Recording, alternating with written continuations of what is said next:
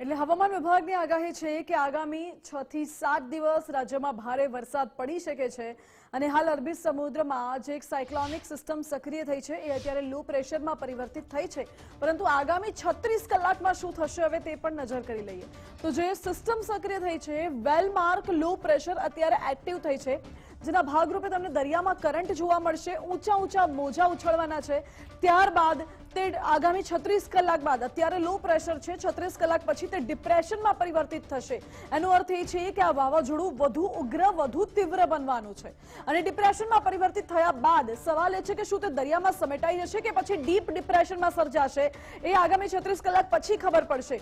જો deep depression બને છે વાવાઝોડું તો પછી તે વાવાઝોડું વધુ તીવ્ર બનશે અને કેટલાક વિસ્તારોમાં ટકરાય તેવી સંભાવના રહેશે, પરંતુ હજુ ડીપ ડિપ્રેશન અંગે કોઈ જાણકારી કોઈ સત્તાવાર માહિતી આપવામાં નથી આવી।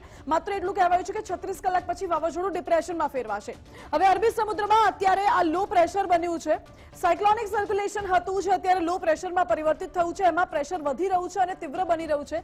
આવનારા 36 કલાકમાં આ સિસ્ટમ ડિપ્રેશનમાં ફેરવાશે અને ડિપ્રેશનમાં ફેરવાશે એટલે આ વાવાઝોડું વધુ તીવ્ર બની શકે છે। જો વાવાઝોડું તીવ્ર બને છે તો તેનાથી સાવચેતીના પગલાં પણ ભરવા પડશે।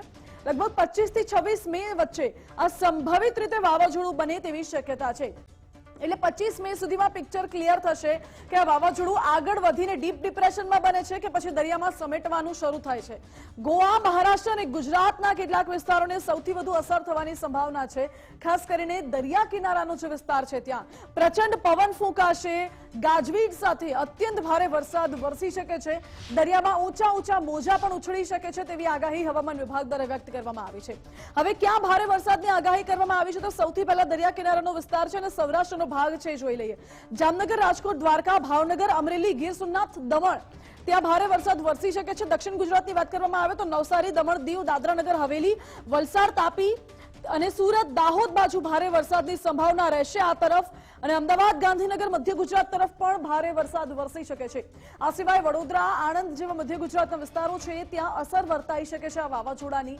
સંભવિત વાવાઝોડું છે એટલે તેની અસરના ભાગરૂપે રાજ્યભરમાં ક્યાંક ને ક્યાંક છૂટો છવાયો વરસાદ તો રહેવાનો છે, પરંતુ આટલા સ્થળે ભારે વરસાદ પડી શકે છે આગામી 6 દિવસની અંદર હવામાન વિભાગે આગાહી કરી છે। હવે ચોમાસાની વાત કરવામાં આવે, અત્યારે જે વરસાદ છે એ તો માત્ર માવઠું છે, કમોસમી વરસાદ છે વાવાઝોડાની સંભવિત શક્યતાને લઈને, પરંતુ ચોમાસું કેટલું દૂર છે? કેરળથી 100 કિલોમીટર દૂર છે। લગભગ 2 દિવસમાં ચોમાસાનો વિધિવત રીતે કેરળમાં પ્રારંભ થઈ શકે છે। દર વર્ષની જેમ આ વર્ષે પણ દેશમાં સૌથી પહેલું ચોમાસું કેરળમાં બેસવાનું છે અને ચોમાસાને આગળ વધતા અત્યારે અનુકૂળ પરિસ્થિતિ જોવા મળી રહી છે, એટલે લગભગ 27 તારીખ સુધીમાં કેરળમાં આ ચોમાસું વિધિવત રીતે બેસી જશે અને ત્યારબાદ ચોમાસું ધીરે ધીરે આગળ વધશે તો ગુજરાતમાં લગભગ 5 જૂનની આસપાસ ચોમાસું વિધિવત રીતે બેસે તેવી શક્યતા છે। આ વર્ષે ચોમાસું વહેલું આવી રહ્યું છે એટલે ચોમાસાનું 5 જૂન આસપાસ ગુજરાતમાં ચોમાસું બેસે તેવી શક્યતા। અને આ વચ્ચે મોટા સમાચાર બીજા મળી રહ્યા છે। રાજ્યમાં કમોસમી વરસાદને લઈને હવામાન નિષ્ણાંતે આગાહી કરી છે। અરબી સમુદ્રમાં બની રહેલી સિસ્ટમની મૂવમેન્ટ થઈ છે। જી હા, હાલ મજબૂત લો પ્રેશર બની રહ્યું છે અને આગળ જતા ડિપ્રેશનમાં ફેરવાશે। વાવાઝોડાનો ખતરો ટળી શકે તેવી શક્યતા તો વ્યક્ત કરવામાં આવી રહી છે, પરંતુ બીજી તરફ મહારાષ્ટ્ર અને ગુજરાતમાં ભારે વરસાદ પડી શકે છે। ગુજરાતમાં અનેક જગ્યાએ ભારે વરસાદની આગાહી કરાઈ છે। સૌથી વધુ અસરથી દક્ષિણ ગુજરાતના જિલ્લાઓમાં જોવા મળશે। આગામી 30 મે સુધીમાં રાજ્યમાં અનેક જગ્યાએ વરસાદ પડશે।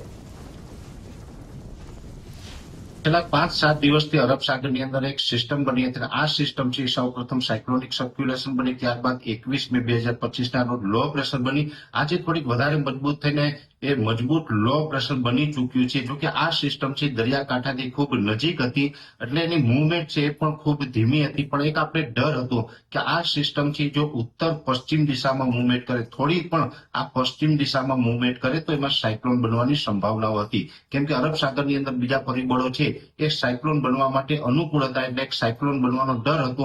પણ આ સિસ્ટમ છે એ આજે મોડી રાતથી એમાં મૂવમેન્ટ થવાનું ચાલુ થયું છે અને અત્યારે એની મૂવમેન્ટ છે એ ઉત્તર પૂર્વ દિશા તરફ છે, એટલે કે પશ્ચિમ દિશા તરફ મૂવમેન્ટ નથી, એટલે સાયક્લોનના ખતરામાંથી ક્યાંય ને ક્યાંય હવે આપણે બચી જશું। જો કે હવે આ સિસ્ટમ છે એ સતત ઉત્તર પૂર્વ દિશા ઉપર મૂવમેન્ટ કરવાની છે, જેથી કરીને આપણે હવે સાયક્લોન બને તેવી સંભાવનાઓ ખૂબ નહીવત છે, એટલે સાયક્લોનના ખતરામાંથી ચોક્કસથી આપણે બચી જશું। પણ આ સિસ્ટમ છે એ વધુને વધુ હજી મજબૂત થાય તેવી શક્યતાઓ છે। લગભગ આવતીકાલે 24 મેના રોજ આ સિસ્ટમ છે એ લો પ્રેશરમાંથી મજબૂત થઈને ડિપ્રેશનમાં ફેરવાય તેવી શક્યતાઓ છે. એટલે ગુજરાત અને મહારાષ્ટ્ર બંને રાજ્યોની અંદર મુશળધાર વરસાદોની શક્યતાઓ છે. ખાસ કરીને મહારાષ્ટ્રના અનેક ભાગોની અંદર ધોધમાર વરસાદ પડી શકે છે, જેમાં મુંબઈની અંદર અતિ ભારે વરસાદોની પણ સંભાવનાઓ છે. અને આપણા ગુજરાતના દક્ષિણ ગુજરાતના તમામ જિલ્લાઓ છે એની અંદર પણ સામાન્ય કરતા વધારે વરસાદ અને અમુક સેક્ટરોની અંદર ભારેથી અતિ ભારે વરસાદ પણ નોંધાય તેવી શક્યતાઓ છે. એ સાથે સૌરાષ્ટ્રના દરિયાઈ કાંઠાના જિલ્લા અને મધ્ય ગુજરાતના જે ખંભાત લાગુ આસપાસ તમામ વિસ્તારો છે, જેમાં આણંદ, નડિયાદ, ખેડા જેવા વિસ્તારમાં પણ હળવાથી મધ્યમ વરસાદો છે એ પડી શકે છે. અને ખાસ કરીને સૌરાષ્ટ્રના બોટાદ, ભાવનગર, અમરેલી, ગીર સોમનાથ, જુનાગઢ અને રાજકોટ જેવા વિસ્તારોની અંદર વરસાદની શક્યતાઓ છે. અત્યારે આ સિસ્ટમ છે એ મુવમેન્ટ કરવાનું ચાલુ થયું છે, એટલે ફાઇનલ થયું છે કે સાયક્લોન નથી બનતું, પણ ચોક્કસથી આ એક ડિપ્રેશન છે એ બની રહ્યું છે. અને આ ડિપ્રેશન છે એ ગુજરાતના અનેક વિસ્તારોની અંદર વરસાદના રૂપમાં અસર કરશે. અને આ વરસાદો છે એ છૂટાછવાયા લગભગ 30 અથવા તો 31 મે સુધી રાજ્યની અંદર જોવા મળે તેવી સંભાવનાઓ છે. અને આ વરસાદો જ્યાં પડશે ત્યાં થોડુંક ગાજવીજ અને પવનનું પ્રમાણ પણ જોવા મળી શકે. એટલે ગાજવીજ અને પવન સાથે વરસાદો છે એ આ આખું અઠવાડિયું એટલે કે મે મહિનાની 30 અથવા તો 31 તારીખ સુધી નોંધાય તેવું એક અનુમાન છે. પણ મોટા સમાચાર એ છે કે સાયક્લોનના ખતરામાંથી હવે આપણે બચી જશું, પણ ચોક્કસથી વરસાદો છે ગુજરાતની અંદર નોંધાવાના છે. ગાજવીજ અને પવન સાથે વરસાદ નોંધાય તેવી શક્યતાઓ છે. એટલે હવે આ સિસ્ટમ છે એ સતત ઉત્તર અને ઉત્તર પૂર્વ દિશા તરફ ગતિ કરશે. એટલે દરિયાઈ માર્ગે નથી જતી, ડીપ સી ની અંદર નથી જવાની, જેથી કરીને ખાસ આપણે આ સિસ્ટમ છે એ લો પ્રેશર સુધી પહોંચીને અટકશે, સાયક્લોન સુધી નહીં પહોંચી શકે.